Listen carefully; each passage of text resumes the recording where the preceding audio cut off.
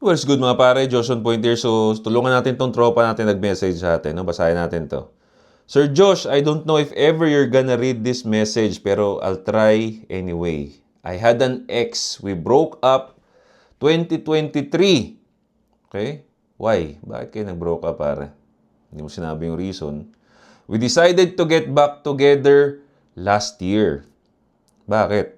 Bakit kayo nag-break at bakit kayo nag-get back together? Hindi, kulang information, bro. We started seeing each other again around April. But then, nung November, before namin mag-official talaga ulit, she admitted she cheated on me nung 2023. Which is yun yung year na nag-break sila. So, nagigets ko na pare kung bakit kayo nag-break. Alright? Pero ngayon niya lang inamin sa'yo. Blindside ka nung 2023. Biruin mo yun? For some reason, siguro nag-break kayo dahil sa ugali ninyo or what. Pero hindi mo alam na nag-cheat na pala siya nun. Na blindside ka, pre. Di ba? I decided to stay because this time, around her maturity is shown. Right?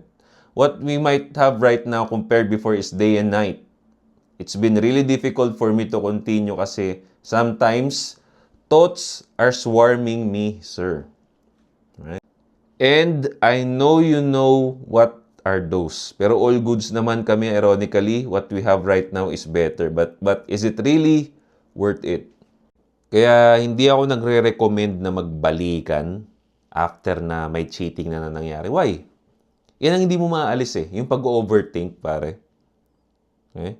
Sisira yan ng peace of mind mo. Lagi ka nang may doubts. Imbis na nag-concentrate ka sa future mo, lagi mong iisipin at lagi papasok sa isip mo. Hindi mo maiwasan eh. Nasa harapan mo lagi yung nag-cheat sa'yo eh. Hindi mo maiisip yung future. Lagi kang titingin sa past. Hindi productive eh. Kaya suggest ko sa'yo pare, kung hindi mo totally maiwanan yung babae na yan at maghanap ng iba, okay? Huwag muna kayo mag-official, huwag muna kayo magbalikan. Ilagay mo muna siya sa friend zone. Habang sa friend zone kayo, patunayan niya muna na worth it na maging kayo ulit. Pero huwag na huwag mong babalikan agad. Habang nangyayari yun, pinapatunayan niya yung sarili niya sa'yo, maghanap ka ng iba. Kasi mamaya, nostalgia lang yung nararamdaman mo sa kanya eh. No? At baka may mas better pa na mag-treat sa'yo ng mas maganda at wala kang may isip na mga past cheating. No? Start fresh. Yun ang mapapayo ko sa'yo, pare. Stay strong.